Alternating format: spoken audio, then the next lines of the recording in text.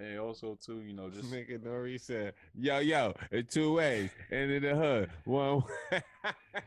all the I got white friends, they say hi to me. I got dog food, so they buy for me. I got white friends, they say hi to me.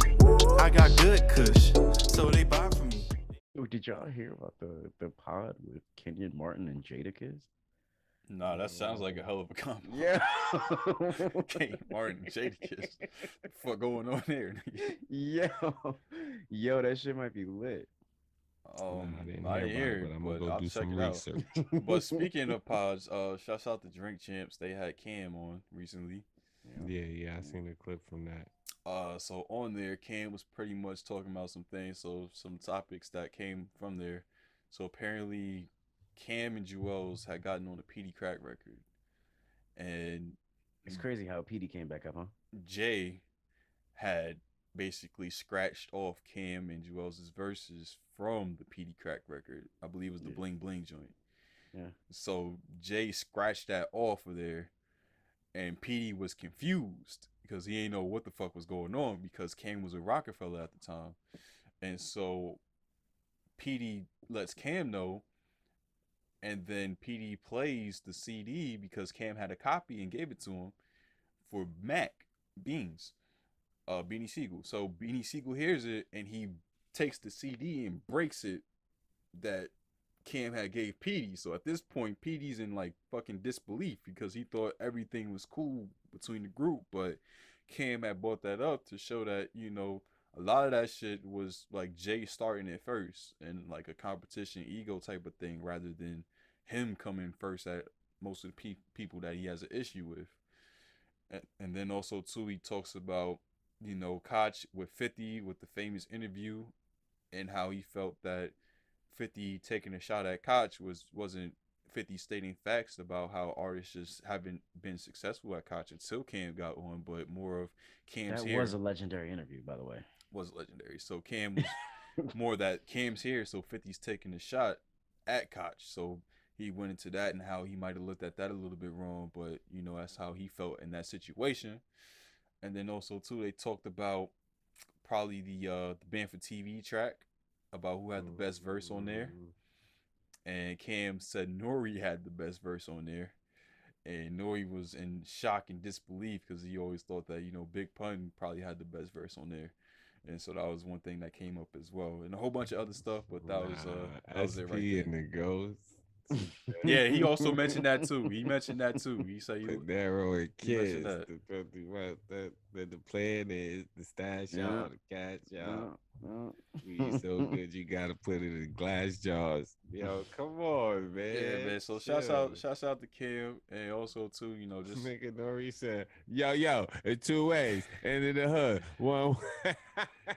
then he talked about too also when they went into beef with Nas, and it was more of like a damn, I don't want to have to do this type of moment rather than all right, let's do it, and like more of a reluctancy, but they were hot at the time, so they had to go at Nas. They couldn't just let Nas's shots to them on the radio when he was talking about why they don't play certain tracks go over the head. So that's why that whole thing happened. He talked about how he looked up to Nas and thought Nas was one of the best rappers. This is Roy coming to you from Prolific Culture. We want to say thank y'all for tuning in and checking us out. Please hit that like button, comment, and subscribe so we can keep bringing y'all these dope videos. One kind of love and good vibes only. Everybody, please be safe out there and take it easy. One. So yeah, just like kind of celebrating Cam even a little bit. What's your favorite Cameron moment or Dipset moment? And where were you when he was buzzing at a certain point in time, like in the early 2000s? Fam, I was in first off, I was inside the house. I was not selling drugs. I was going to school every single day, and we were listening to the diplomats burning the school down and having riots every Friday. That's what we were doing. Man, shout out to Cam, man. I seen it like I'm from Harlem, so growing up in Harlem, you play ball. I'm uptown playing at St. Mark's, playing at Abyssinian.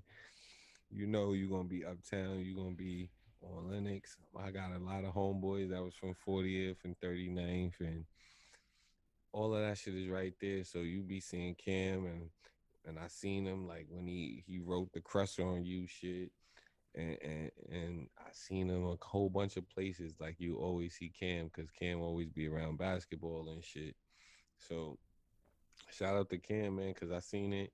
My homegirl, she used to bring the little sample of his first album. We used to pass some joints out with the stickers that said "Who is Cameron" when I was like in 8th grade. So shout out to Kim.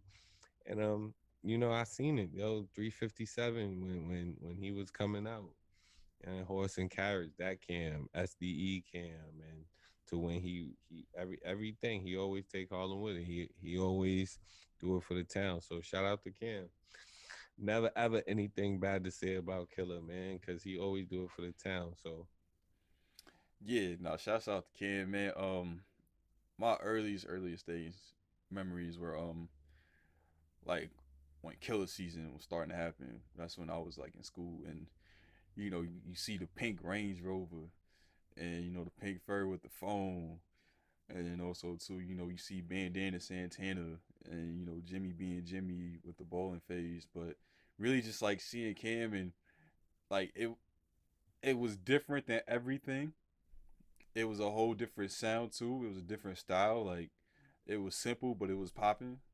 And also too, he kind of gave you confidence to like be who the fuck you want to be. Like if you gonna wear pink, my nigga, wear pink. Like it don't matter what niggas think. You Just doing be it for the fly. bitches. Yeah, you doing it for the bitches. So if you wearing pink, you doing it for the ladies. It's not for like anybody else. Just like do whatever the fuck you want to do. Like be confident in yourself. So that's something that Cam definitely did. And even like growing up in Queens, close to Southside, like when that whole beef between him and 50 happened, it wasn't like the Ja Rule thing. Shouts out to Cuzzo, but it wasn't like you just instantly went against Ja because 50 was a super underdog. Like you saw 50 swing and then you saw Cam swing and it was like, oh, I can't pick sides because this shit is crazy right now. One side you got Curtis, and then the other side you got 50 doing what he do. So that was one thing too, where it's always Cam was always a stand-up dude and also like one of the most likable people in music. Yep. Yep. I got white friends, they say hi to me. I got dog food, so they buy for me. I got white friends, they say hi to me. I got good kush,